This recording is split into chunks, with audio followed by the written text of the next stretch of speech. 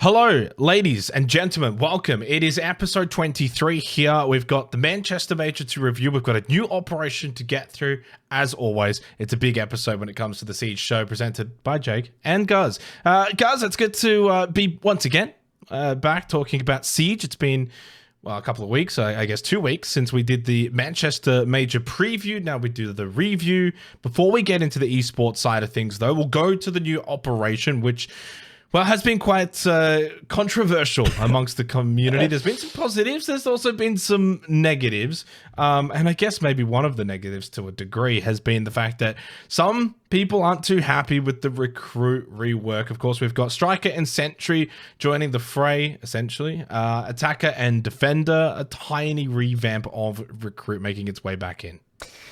Yes, this has been a controversial change to say the least, but none of this should really come as a surprise. We knew heading into this year that there was going to be a couple of seasons where content was perhaps a little less than has been in the past, and I actually found a comment on Reddit, and I'll flash it up, that I think probably summarizes it quite well. The recruit rework is fine. It's just boring. And that's probably the best way to describe it. I do think that both Striker and Sentry, their ability to run two sets of unique secondary gadgets will offer some interesting playmaking opportunities, especially in quick match and standard. I highly doubt they're going to become popular and ranked and competitive. I really just don't see a world in which that's going to be the case, where teams synergize typically a little bit better.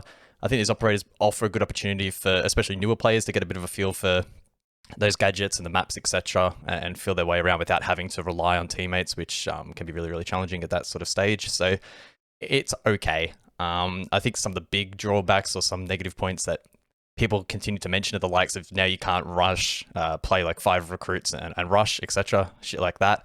Personally, I'll just be frank, I really don't give a stuff about that, but I know for the casual community that is, a fun strategy or whatever to play out, and so people are a little bit disappointed about that.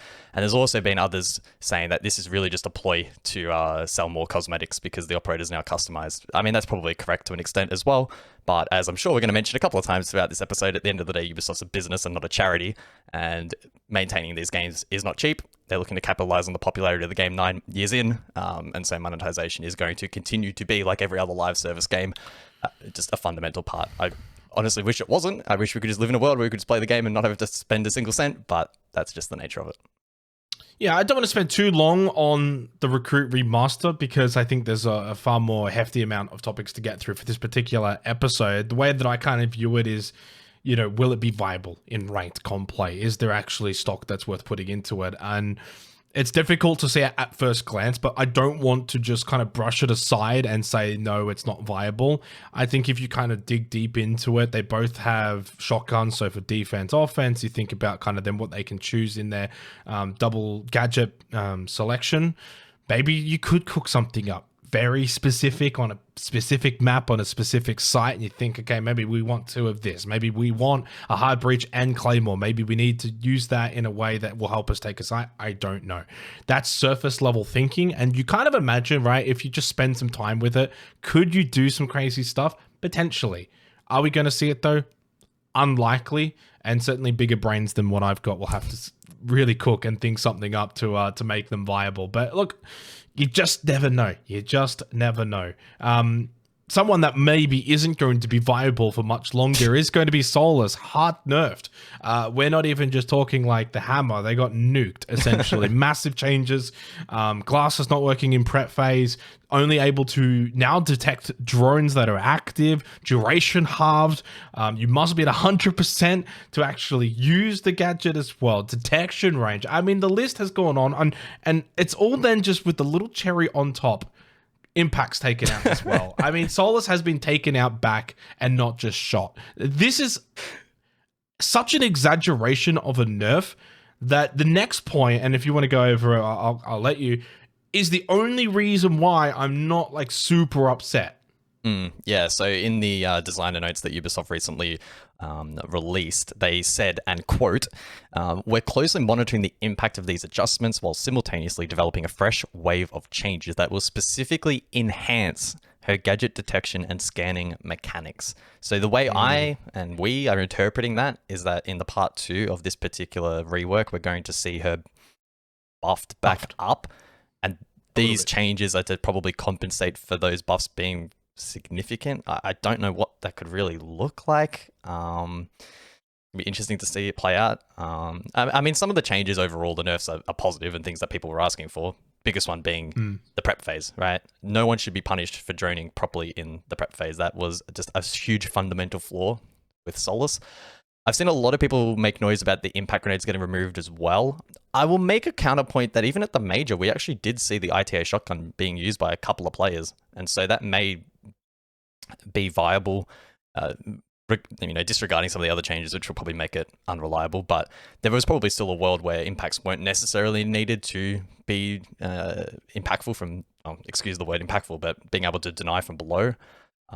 But again, when you combine it with things like needing 100% charge, the duration, the range, like this is a really heavy nerf. And so I'm really hoping that part 2 is to bring her back in a little bit, because she offers incredibly exciting late round gameplay and the ability to allow defense to rotate and adapt on the fly mid round. It was really early round. That was her biggest angst point. And so that's been addressed. But she's been taken out the back and shot with a bazooka. It's pretty insane. Yeah, it's quite large. And I think that what we will probably see is, until that second part of the, essentially rework, I don't know if we will see much Solus. My thinking immediately after seeing those changes is, does Solus have a place at competitive level?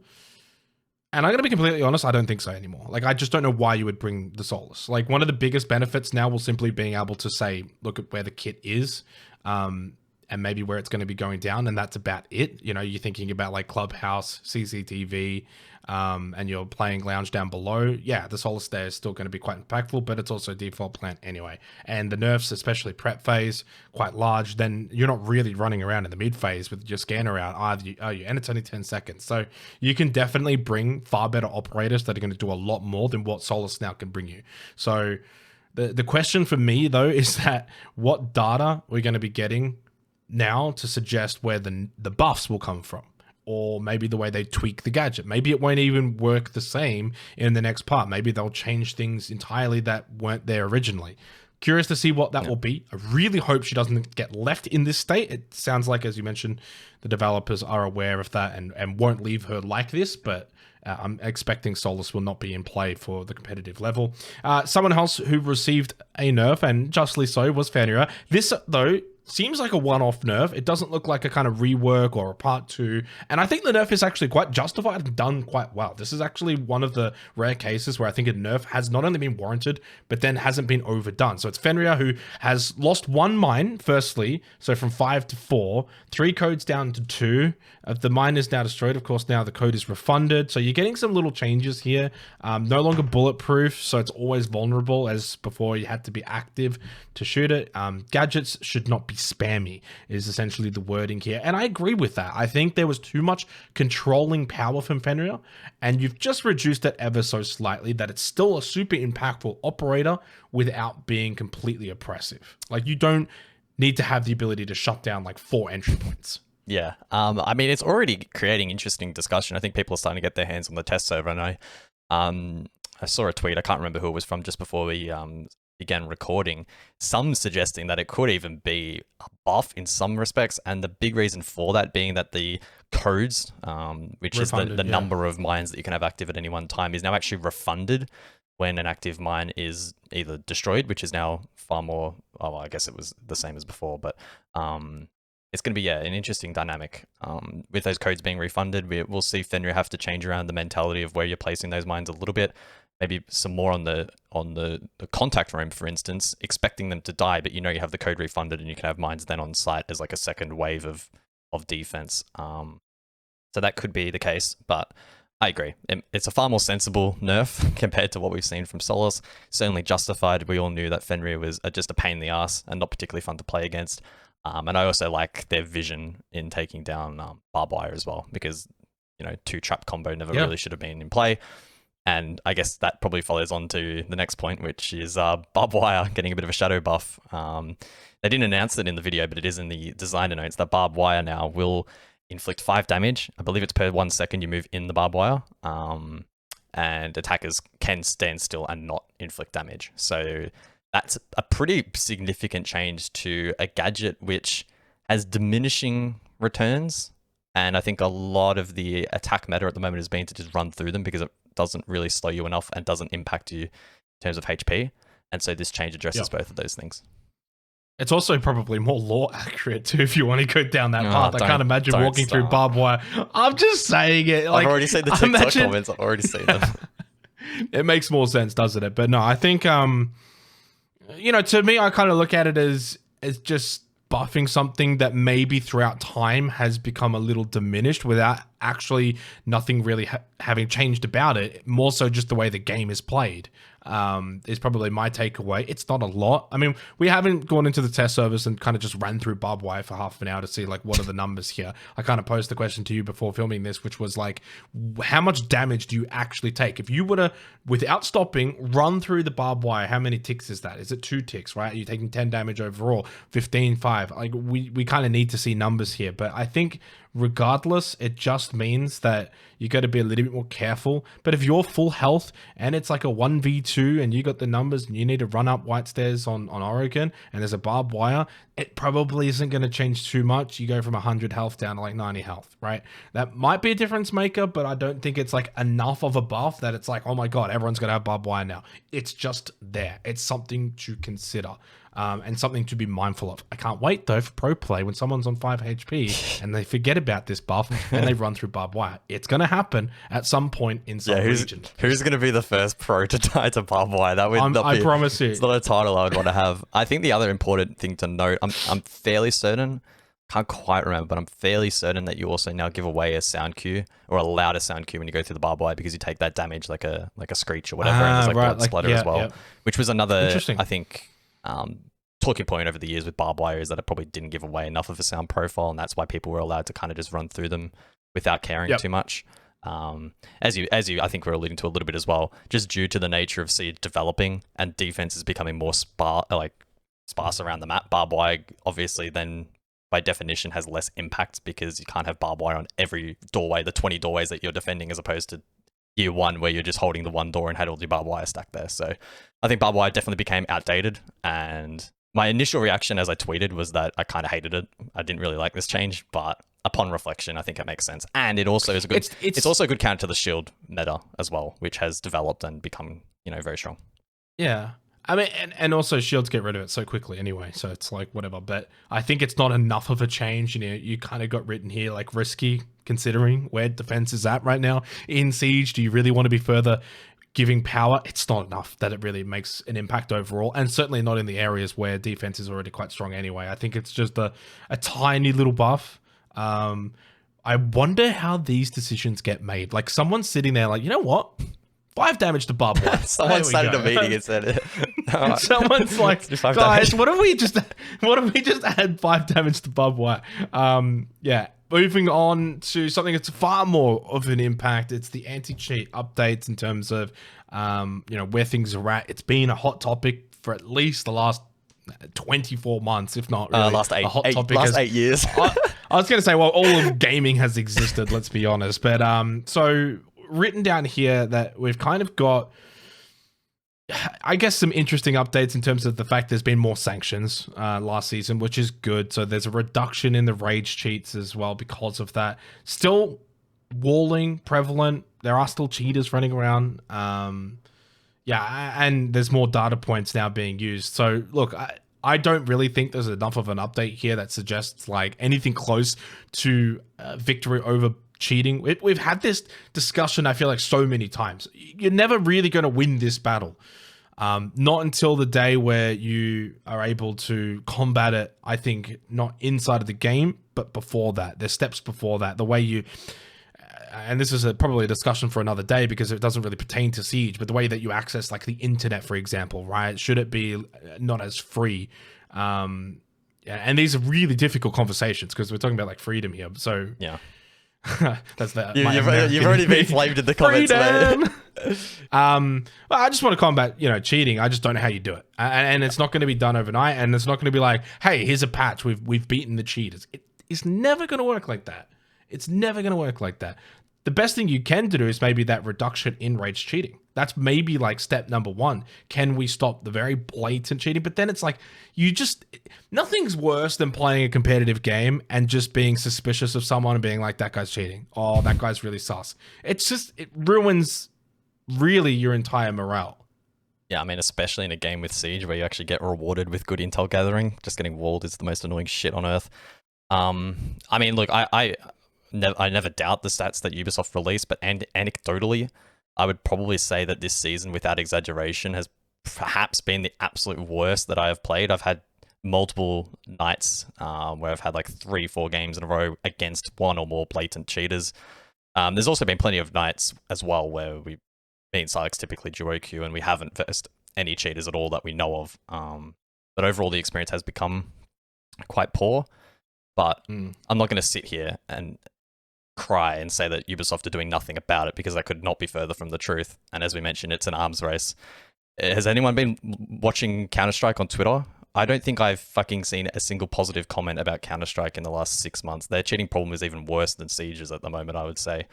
Apex continues to be shithouse. League's had issues, I think, with its Vanguard integration. Apex had cheaters hacking into them mid-tournament. I mean, that was insane. Could you imagine that happening in a Siege game? No. So look, again, like we always typically say on the show, like Valorant gold standard, that they're doing a good job, not perfect, definitely better than most. And yeah, I mean, Siege is just going to continue to do what they can. And again, like I always say as well, really, really important to remember that there are millions of people that play Siege that never see a cheater, never will see a cheater. There's like the top 5-10% that do. Yes, they may be bringing in a little bit more money comparatively to the other 90%, and so that's, you know, what balances out anti-cheat budgets, etc. But yeah, the other point as well that I keep thinking about is I really wish and I really hope the community going forward at some point just puts the foot down and says, let's really normalize playing like 10-man servers and Discord servers and those matchmaking alternatives. I know in OST, the 10-man server has been popping off a little bit recently.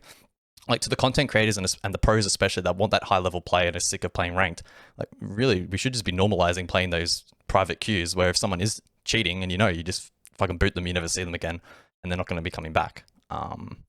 Yeah. Would you be open then to say publishers trying to create a more heavily controlled environment within the game itself? Imagine a far more secure platform within Siege, created by Ubisoft, where the only way to play at this level is to, say, input like your ID.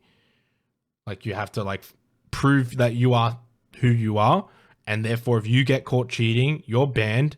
You now can't kind of get back in unless you can find a way to actually spoof being somebody else. I'm sure there's ways to do that.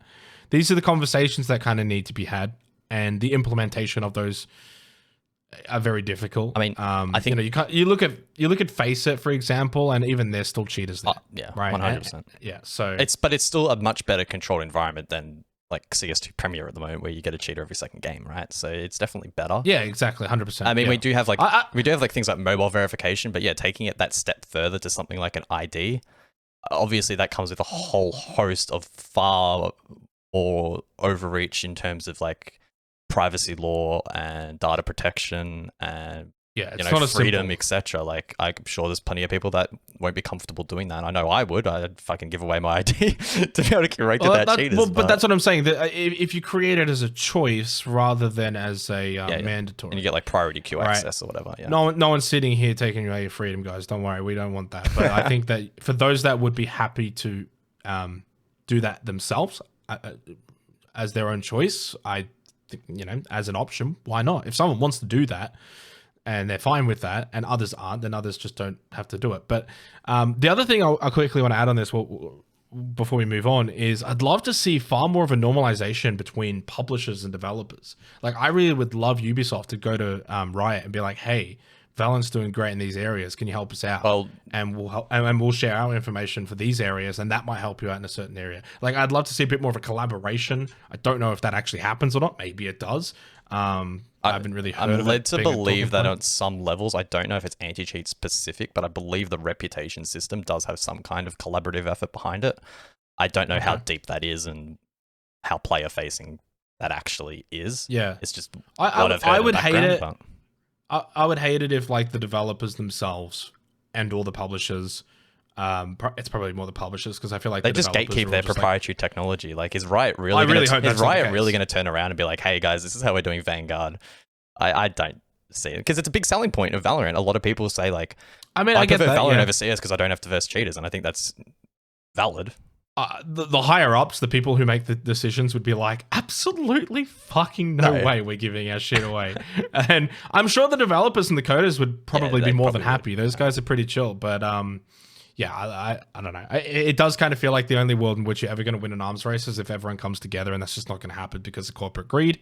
And therefore, the other way to win the arms race is the more controlled way, IDs and, submission forms and things like that or whatever. Let's move on to another, well, not just another, maybe the most controversial topic, the hottest topic. It's membership coming in the next season here for Rainbow Six Siege. And look, I'll be honest that we knew this was coming. I hadn't really kind of looked into the details surrounding it. At first glance, in terms of my perspective on it, and I'll let you kind of talk on it, because not that you're going to play like super devil's advocate, there are issues that even you have, but I'm not a massive fan of games these days making you feel like you're missing out if you don't play the game. Every game is doing it. It's not just a Ubisoft thing, it's not just a Rainbow Six thing, but every game is like, and this probably started with the Battle Pass era, where it's like, if you don't play, you don't progress the Battle Pass. If you don't progress the Battle Pass, you're either wasting your money or you don't get the cosmetics. So play our game. And that is just something I absolutely have massive distaste for, because when I think of when I used to game when I was a kid, right? When I was like 13, 14, 15, 16. So you had TF2, you had Source, you had early days World of Warcraft. Like, none of those games essentially made you play the game, or that if you stopped, you would miss out on something. Like, I could literally go and play TF2 for 2 months, drop it for 3 months, come back, and TF2 is the exact same thing. Same servers, same games are still going. In some cases, maybe the same game has actually kept going. Like, that was gaming back then. Counter-Strike was always just like, now, like, Counter-Strike is still like that. Isn't it such a freedom? Like, we play Counter-Strike, right? Like, every now and then. You can hop off for 6 months and come back, and it's still the same thing. You haven't missed out on things. You're not coming back and these people have shiny, badges, unless it's like a mage has happened or something. You're not missing out on things. You're not feeling like, oh my God, at the back of your mind, this event came out. Maybe because they just don't bring events out anymore. But I feel like Siege is not the only game. There's a lot of games. And when they're all doing it, and you're like, oh, I've got this coming up. I've got to do my membership stuff. I've got to go and do this, though, over here in this game, because otherwise I'll miss out on this stuff. It gets a little bit exhausting. And I understand it's all the publishers trying to just get everyone's, kind of claws into people so that they stay playing that game. But when I look at this membership, that's exactly the first thing that came to my mind, which is like, we need to get people playing and keep them playing and be playing our game. And I understand why they're doing it. You can't really hold a grudge towards them. This is, how they make money. But I'm just not a big fan. I'm really not a fan. Luckily, it's all cosmetics. It's all optional. Obviously, you get Battle Pass access, etc. And you can kind of do that separately if you just want the BP. And I will always stand by that. As long as it's just cosmetics, then you can be okay with it. I'm still not okay with it in terms of the practical sense, but at least I don't feel like I'm falling behind. Like, oh, I'm not getting these operators, or like, this is like, imagine if they're like membership only operator. 10 years time, that will be the thing. They'll find a way to make that become the new norm. I'm sure of it, but not now. Yeah, rant over. Okay. Yeah, so I mean, obviously, for those unaware, this was revealed at the Manchester Major, and they had the crowd mic on, and people were quite displeased. So essentially, the membership. Should have said, did you watch Twitch chat? No, I'm glad I didn't. Oh, it was not good. So essentially, the membership replaces the year pass. Now, for context, last year we had the year 8 pass, and as always been in the past, it has been $30 a year. You get the basic battle pass, you get all 4 battle passes throughout the year, essentially. According to PC Gamer, I don't know how valid their sources are, but they claim that the premium battle pass will remain available to be purchased separately. I don't know if that also means that the regular battle pass will also still be purchased separately. So if there's a world in which the basic and the premium battle passes can still be purchased separately by themselves for the same price they were previously, and or following inflation, because to be fair, Ubisoft would be feeling the same inflationary pressure as everyone else, I really don't see this as being that unfair. If Ubisoft can magically find a way to milk people that want to spend $10 a month or $80 a year, which is a pretty obscene amount for what you get, half their luck. At the end of the day, they are a public company that must serve shareholders and create money. I know that's a very crude way of shaping it. It's just the reality at the end of the day. They're not a Valve, like you're insinuating, right? Where they haven't released an operation in 3 years. They don't need as constant of a stream of money. They don't need to be filling out those financial reports. So, look, I think the membership's okay. Again, if you can buy the basic and the premium battle pass for the same price that you could in the past, 1,200 credits, $10 each, it may work out to be the same. It could also, if it's premium only, work out to be $10 more expensive, $40 compared to the $30 in the past. And in that case, I think that's a very valid criticism. But there's also a way in which you can game the system. I don't know if you lose Battle Pass access when the membership expires, but you could just wait a couple weeks. And I think that's why they have the onboarding reward to prevent people from doing this, or to dissuade people from doing it.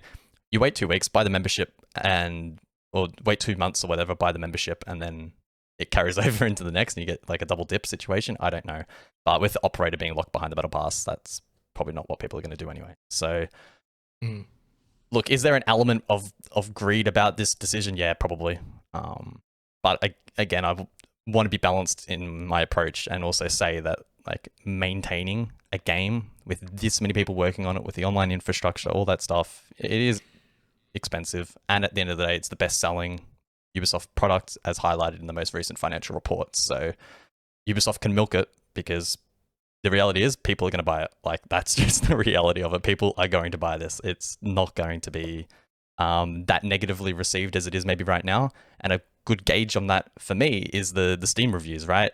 If this was truly an abomination, the game would be getting reviewed bombed, right? I'm sure you'd probably agree. We saw that in the Helldiver situation, for instance.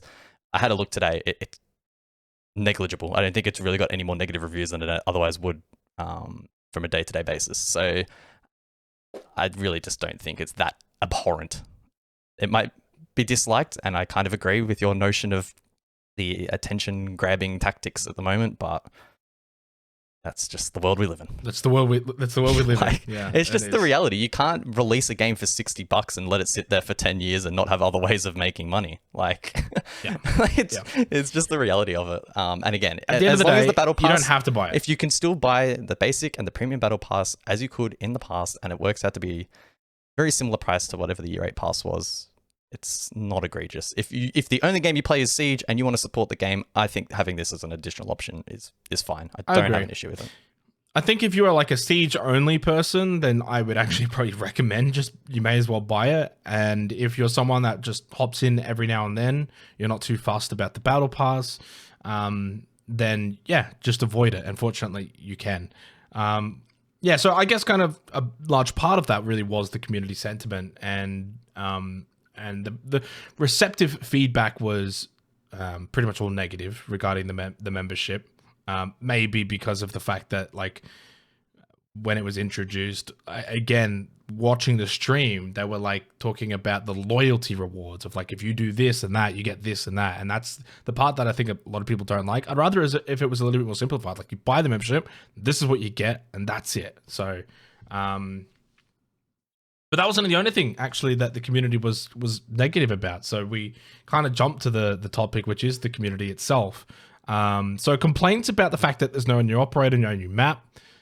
Clearly the membership topic that we just spoke about. So boring is kind of what the season has been described as. The game is like 9 years in. It's arguably doing better than ever, or at least over the last 5-6 years.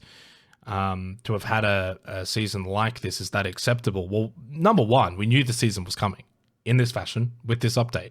No new map, rework of Sentry and Striker. I think those are the names. Yeah. Yeah. Perfect. Yeah, just say recruit. Just say recruit. You're gonna get flayed for calling them the new names anyway, I think. Yeah, recruit. But we knew all of this was coming. So I mean, it's kind of like, why are people upset about something that we knew was coming? You can be upset about it.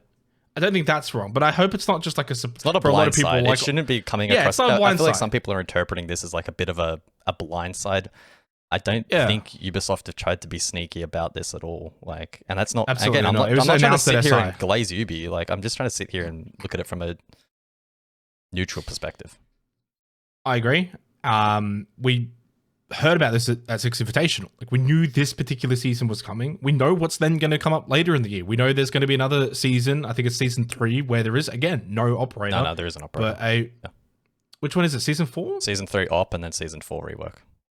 Rework. There you go. So season 4, for example, No Blindside is a rework. So like we know these kind of things are coming and how they're coming. Does it make it acceptable though? Right? Maybe.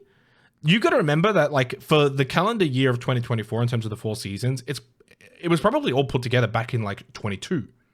Like these things are done quite These are done a long time in advance. Yeah. Not because it takes time to get finished. So in 2022, these would have all been like the prototypes, etc. Put forward. Okay, this is what 2024 is going to look like, and then over 23, we're going to kind of get it all done. Which means that a lot of like the I guess financial success of Siege and where things have been might not be seen until next year. Next year might be the case of like, okay, we don't have to do these silly little recruits and reworks and stuff. We can go all out. We've got 4 new operators. It's going to be big. You imagine them announcing that at SI and being like, okay, these are our 4, and another one, map. Like that could be the case. That could be the case. And if that is the case and they're putting resources in towards that, then I think this is all fine. I think this is all fine, and it's kind of just the issue of not knowing, right? Like we sit here and speculate and say, and I'm sure everyone would agree. If that is the case, everyone would be like, yeah, you know what, that's fine. It's just the retrospect part of it is we won't know until we have hindsight. In a year or two, when we're sitting back and we're like, oh, well, we had, Recruit get split up and remastered. That was a shit season, but guess what? Then we got this, and this. You can't know if the grass is going to be greener until we actually get there. So we'll have to wait and see on that topic. That's just my belief on it. And if we do go into next year, guys, and they're like 2 operators for the year, no reworks, no remasters, then I will be in the panic station. Then I will be like, what's going on? I mean, this is a bit of a minefield for us to navigate. Just because we've heard some things. And those things, I haven't heard anything, or if I have, I forgot. I swear to God, you've heard the same things that I've heard. I promise you now, I will have forgotten. I promise you. I've remembered, and so this is a bit of a minefield to navigate. Because, like you mentioned, if you don't know what's in store in the future, and even I don't know everything that's in store for the future, it can sometimes make the short term look a bit shit. And so I really want to dispel the myth. The developers are not being lazy. The amount of comments I see, whether it be, Siege or any live service game where developers are being lazy, you just haven't seen what they've worked on yet. And especially with what I have heard, like, yeah, I can't say anything more I might than need you to that. fill me in. I feel like once we're done here, I might have to get you to fill me in. I've legitimately forgotten, so I don't know. So yeah, and again, it goes back to the point that I've written here is, we have to go back to Steel Wave 2020, so like August 2020. That was the last season. We had 2 operators, and the map we got was also even a rework. It was the house rework. Since that point in time, Siege has broken player records, viewership records, revenue records, every single metric that Ubisoft uses to judge if the game's doing well and the support that it should get and the investment that it gets and all that shit.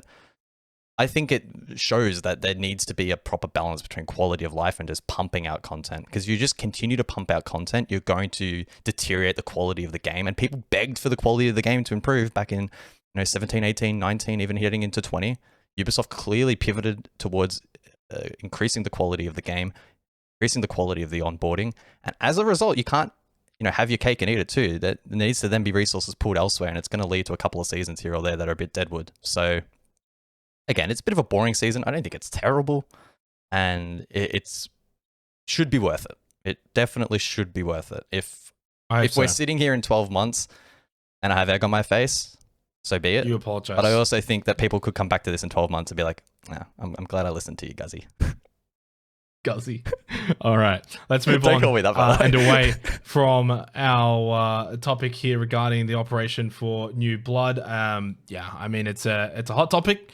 And hopefully we covered that one justly. On to more brighter news, depending on where your allegiances lie. The Manchester Major has concluded, and Beast Coast are best coast. They go out and take Manchester from seemingly out of nowhere, unless you're Jesse J. Chick, because if I remember Well, actually, correctly, no, because his introduction in our video last week, his first sentence was, "Hey guys, this is why Beast Coast is going to win the major." Actually, they're not, but yada yada yada. So well, even he doubted. If you cut that second part out and then just kind of You could manipulate it, resend it, you could manipulate it, and he could be the brightest mind of us all. And I'll be honest, I think when Jesse said that, there's a part of him that was definitely telling the truth. He just didn't want to say it. It'd be like me going and saying, "Hey guys, this is why Bliss are going to be able to win Montreal." Nah, not really. Although the not really there would actually really be not really. So look, at the end of the day, Beast Coast go on and win it. We saw the return of BDS because it had been a little while of them out of the spotlight. Couple of majors, SI, etc. And boy, they did not disappoint making the grand final. Arguably, from their perspective, maybe should have won the grand final. They looked pretty good. They're up 2-1. And the fourth map was very competitive. Fifth map, though, of course, Beast Coast ended up getting a healthy lead. And we almost had a repeat of SI grand final. I mean, they were up like, what was it, 6-1, 6-2? I don't know. And then all the way to 6-5. BDS had brought it all the way back, but they couldn't get the job done. There was no unlimited overtime, and we didn't even get to overtime anyway. Beast Coast going to get the win. There's a couple of topics here, and I don't want to sound like a negative Nancy because I know we've got a lot of American viewers here. Love you all. Love freedom as well. Well, they weren't that free. They weren't that free during this event, but they were not free. It sets a bad precedent, does it? Like, surely just a little bit where it's like, all right, well, let's just go create super teams. And I mean, the thing is, I hope players and teams don't look at this and go like, oh, we'll just pull a Beast Coast. Because it, more likely than not, you'll end up pulling an M80, the previous M80. It's far more likely that you'll put together a team and it's not going to work and it's going to fall apart than you put together a team and you go on and win a major. Far more likely. And this is why essentially this is regarded as a miracle run for Beast Coast. Like, is this going to be able to be replicated in Montreal? I personally don't think so. I'd be very surprised if they go on and win 2 majors in a row. Would be seemingly a massive surprise. But now they're in a position where they had a great stage in NAL. They won the major. Going into Montreal, which not a home major being in Canada, but close to it. I think they'll go in as actually one of the teams that maybe, yeah, I'm going to say like not a heavy favorite, but a favorite. And that's going to be the intriguing topic surrounding Beast Coast moving forward. BDS looked good. No surprises there. We had Team Liquid go on a bit of a run as well, make the semi-final. We, of course, like BDS, hadn't seen them for a little while towards the end of these. And Furia and FaZe, our SI Grand finalists, they fall short in the quarterfinals, guys. And the dynasty has taken a dent if you're Furia. Yeah, I mean, is it still a dynasty? I don't know. I think if they recover from Montreal and have an impact there, have a splash, call SI and do well there, it's probably not too much of an issue. But, I mean, the fact that we didn't get a single Brazilian team at the grand final is pretty insane. I don't think a lot of people would have tipped that heading into the event, many expecting Furia and or FaZe to make it all the way to the end. So, yeah, the fact that, you know, BDS recovered from their loss against PSG Talon, let's not forget that. That was fucking insane. To then go on and make the grand final was pretty wild. Then, yeah, Beast Coast formulating this team of misfits, making it to the grand final and winning it is insane. In doing so, I'm assuming they're pretty much already qualified for SI. Probably takes pressure off stage 2 and they can play into that. So, yeah, some interesting storylines there. But I guess from a more APAC heavy perspective, really was the rise and fall of APAC.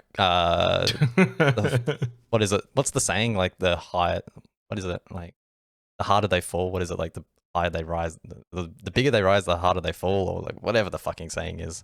But APAC pretty much got to the top and then fell off overnight. Bliss and Bleed, the biggest examples. They go 2-0 Swiss and then lose 3 series in a row without winning a single map. So it certainly brings back the BO3 storyline for both of those teams.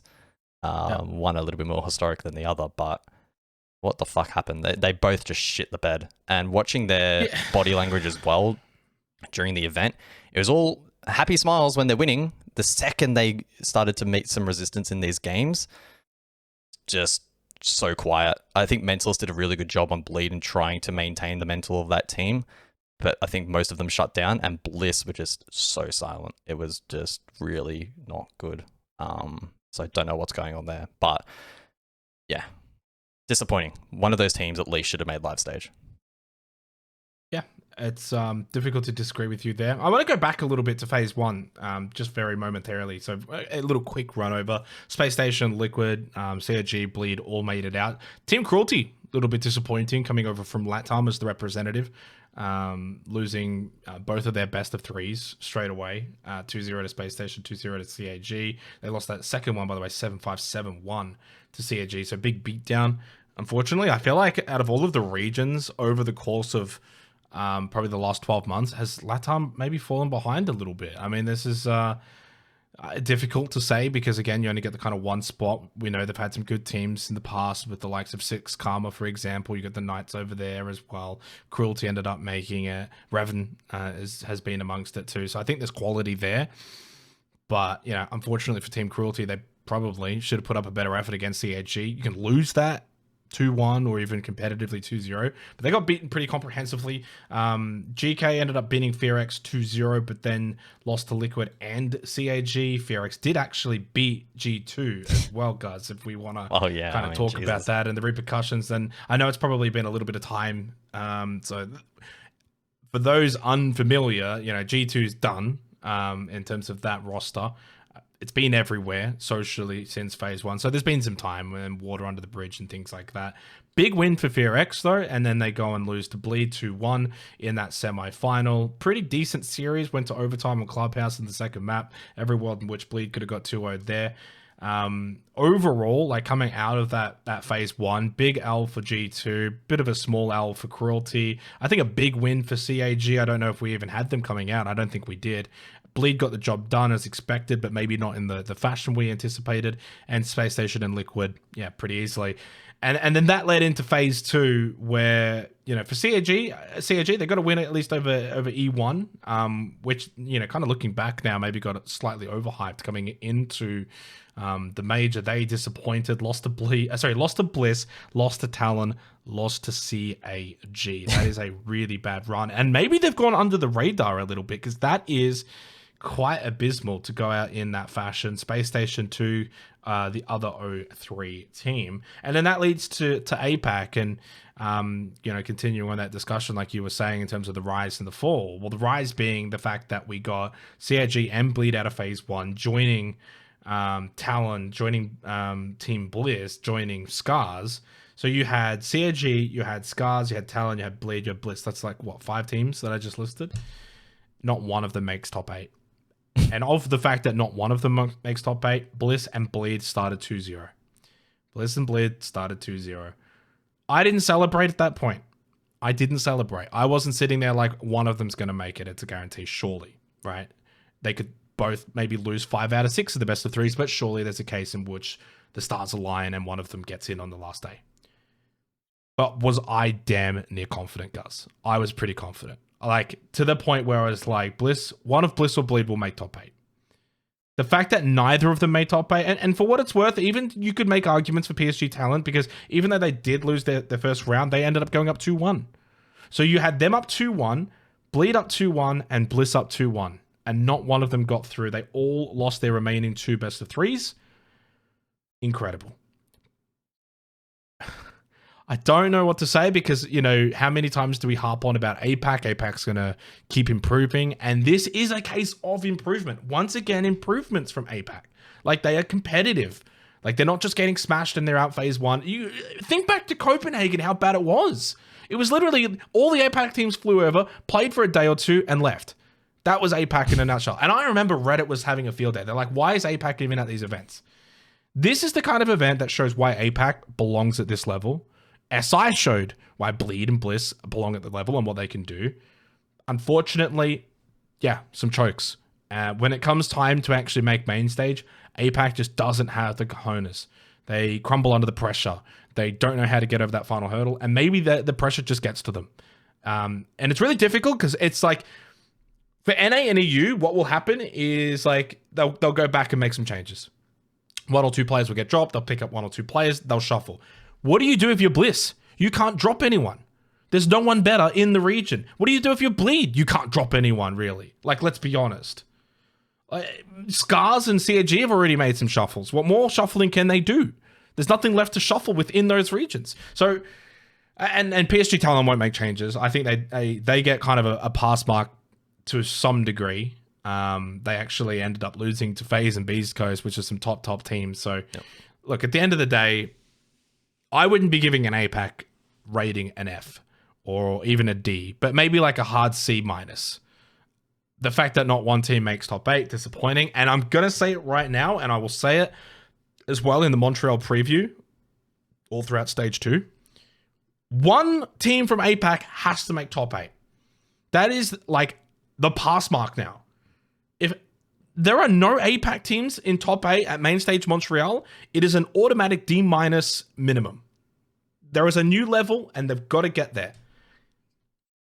That's my whole topic about APAC at Manchester. Just don't really think I can add on too much more. It was just disappointing just to see how it just petered out and died a very slow, miserable death. Like, I remember how excited I was after, the 2-0 results. I'm like, wow, holy shit, same as you. We're probably going to see at least one, probably if things align, 2 APAC teams live stage, and we get fucking 0.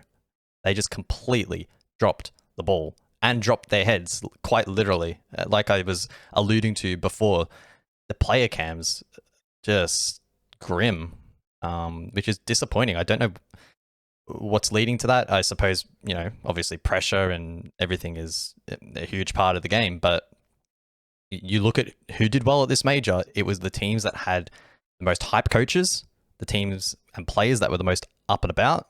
You think about Fett from BC, coach, absolutely insane, getting around, very excitable every single round. You compare that to some of the coaches from APAC, very withdrawn. And I don't know, maybe that's what the players prefer. I'm not going to denounce it too much, but the vibe that the teams were giving was just not particularly great. And I think it translated inside of the server. So hopefully it's a case of, I don't know, burnout perhaps, and we see them rejuvenated for stage 2. That could certainly be a case. But hopefully takeaways were made, because losing 3 series in that fashion, really rough. Just not acceptable. Sure, APAC as a whole arguably had an upgrade this event, but with no one making top 8, in some respects it's a regression. I know SI is a different format, but Bliss are able to make top 8 at that event, and they don't here. So, bit of soul searching for APAC. Like, again, it's a case of close, but still a long way away from where they need to be. Yeah, I mean, I saw some comments regarding maybe tiredness. A lot of those teams in particular had been playing pretty much non-stop. If you actually go back to stage 2 last year, into Atlanta, into SI, into stage 1 this year, into Manchester, it's a run. It's a big marathon. And maybe a bit of burnout. That's a lot of scrimming pretty much every week, every night. Yeah, you have to as well. My initial reaction to that is, well, it's the same for everyone. But when you think about it, it's actually not. Who were the 2 grand finalists? Beast Coast, BDS. Fucking nobody's 4 months ago. BDS didn't call for SI. Beast Coast were not on the radar as a team. Like, they haven't been in that marathon. I guess in some respects it does contradict my it's like, imagine a marathon race is happening live, and then like you've been running for 2 hours, and then they just join in and they're like, all right, let's keep going. Like, that's literally what it is. There's nothing wrong with that, but it really does sort of highlight though what it takes to have a kind of dynasty, to be like a Furia and be able to do that. And I think that's where you got to give credit still to likes of Bliss and Bleed. What an incredible journey they've gone on. Like, I don't want to really like be too negative about APAC. It's more, again, it's all about just kind of expectation setting. All I'm really doing is saying that for Montreal, there is now an expectation one has got to make it to top 8. Yep. That is the expectation now, because they are good enough. They've shown that. They've beaten these top teams. We saw BDS lose out to PSG Talon, right? We saw Bliss take down M80. Like, we've seen ITB get beaten by Bleed. It is no longer a matter of like APAC having to cannibalize APAC to move forward in a tournament. You are capable of beating European teams, Brazilian teams. Bliss beat E1. They beat M80. We know they can beat NA teams as well. And this is not for the first time. You go back to Bliss beating Wolves, etc. So I think it's now just a new expectation being set. I think a massive congratulatory job to Bleed and Bliss over the last couple of months, all the way essentially since the start of stage 2 to now. Those two have been on that marathon race, and while they maybe haven't quite got to the heights they would like to have gotten to, the improvement has been noticeable. And what it really does kind of show is if you stick together and you grind it out and you're already a top team and you just go, you will get the rewards. You'll get there. They'll have a bit of a healthy break, and then now you've got to bounce back for Montreal. But you've got to be mindful of the fact there's a lot of hungry teams. Well, everyone gets the break. It's the same break for everyone now. It's not like the SI fixture where your BDSs and Beast Coast jump in. Everybody gets a break. So use that break wisely. Don't fucking throw it. Come back. Make top 8, because we know that otherwise, if you overdo the break, you go to Montreal, you don't qual, then suddenly SI's on the line. So there's, it's a very intriguing time. Very quickly as well, I want to give a shout out to Gunner. He sets the new kill record in a best of 5, 63 kills. He stands alone in that regard. So that's quite large. And Hot and Cold ends his streak of most maps played at an S-tier LAN without finding victory. Palu sits alone at the top. At 433. Hot and Cold was just behind him. I don't know if Foxay is going to be extending that. He'll stay there. He's fine. And viewership records we can go to on a more positive note as well. I thought the crowd was great, by the way. I thought the crowd was a sensational crowd. Great chanting. I'm not surprised when it comes to European football. English fans are always top tier. A lot of wankers. And they love the wankers chants. I think that the vibes were great. I actually think the broadcast itself and the style that was brought for this major was done perfectly. I thought it was done really, really well. You go back to like SI and kind of what was done for Brazil and what was done for such a grandstand tournament. It felt maybe a little bit more professional. And that's to be expected, because there should always be that kind of little level of difference between a major and an SI. But this felt really, really good. Felt very homely. Really, definitely felt the pains of not being there and being amongst it and being a part of it. And that's exactly what you want to feel. You want to feel like you've missed out on something that looks like it would have been an enjoyable time, set by the crowd, set by the way everything was put together. So really, really good job. I thought that the major was done really, really nicely. Viewership numbers were great. What's interesting about the viewership numbers too is that it encapsulates everything. Like at times I'd go to the Twitch and I'd be like, oh, the numbers aren't that high, like on the main Twitch channel alone. You got to remember, for the SI Grand Final, the greatest game of Siege of all time, it only had 100k on the Twitch account. And if I remember correctly, for this Grand Final of BDS and Beast Coast, it got up to like, what, was it 60k? Maybe even a little bit higher. I don't know the single channel. It was definitely over 50k. So like we're talking some pretty good numbers on just the main Twitch channel, which again doesn't encapsulate everything.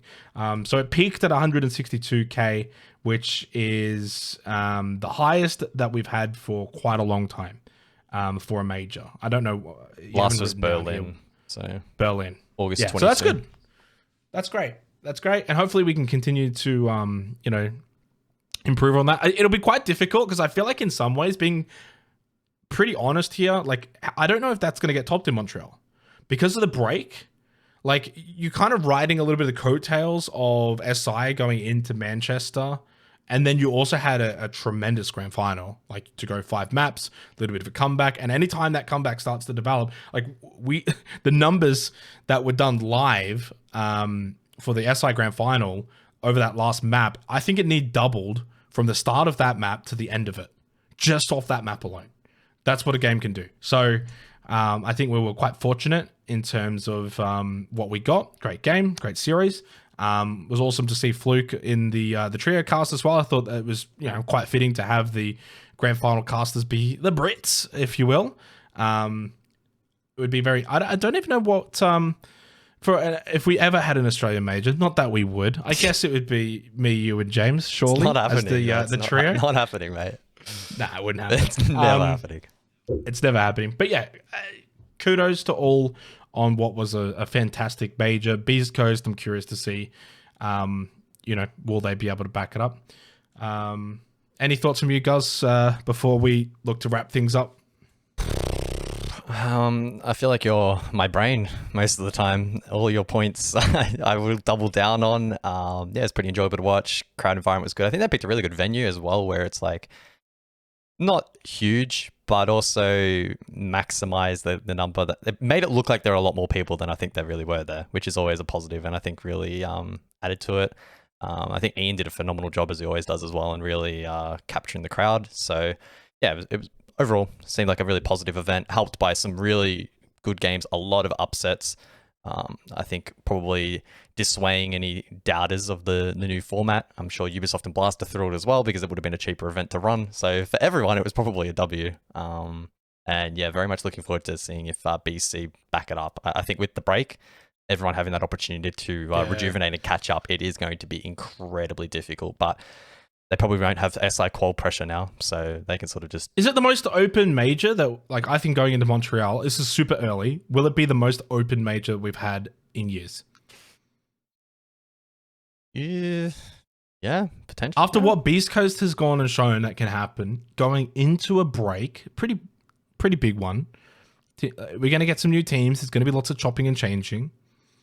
It's really difficult to go and say, like, who's the number one favorite? Like, I mean, I'll pose that question. Who is the number one favorite? Jeez. As we wrap up Manchester, going into Montreal. Is it Beast Coast? Is it BDS? Is it Furia? Is it FaZe? Liquid?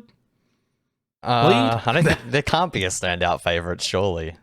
I don't want to sound like a Beast Coast hater, but at this point in time, it can't be them. If they theoretically stage 2 absolutely wipe the floor NAL and go like near flawless or something, and they look red hot still, I think it would probably be fair to back them in as a good shout. But so much can happen between now and then, and we see continually in Siege, Furia and G2 Penta being exceptions. It's so difficult to remain consistent. The game continues to change.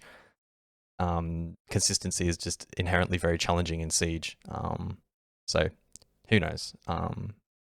Yeah, any team's form can change. I mean, even just not to sidetrack too much, but a very specific example I'm thinking of is Solus, who the Bliss banned 99% of games. Solus. What are they going to do now? Well, probably not ban Solus. Is that going to be to their detriment? Is that going to help them and free up a ban? Just little things like that. Changes can make... It's like, hey guys, Ubisoft banned her for us, so yeah, we don't have to ban her. So, I mean, in their case, it might be a positive, but for others, a negative. Yeah, that's going to be intriguing to track. It's kind of like teams in Counter-Strike when the map pool changes, like who are like a Dust 2 team, and then that gets taken out. Yeah, interesting. It's been a journey, though. We didn't kind of plan this quick little conversation here, but I will just fuck it. We'll do it live. We haven't really stopped that much since the beginning of Stage 2 last year, when we kind of begun all of this. In terms of the Siege show, the Jake and Guz show, it's been a bit of a hot minute. I obviously, for those watching and have made it this far, we love you. We love the support. There's going to be a big break. The break of Siege is commencing. The long winter begins because, well, we're in Australia. And it is going to be winter. Cold. It has been incredibly cold. So in terms of content plans, it's going to be difficult because we won't really have weekly stuff to talk about.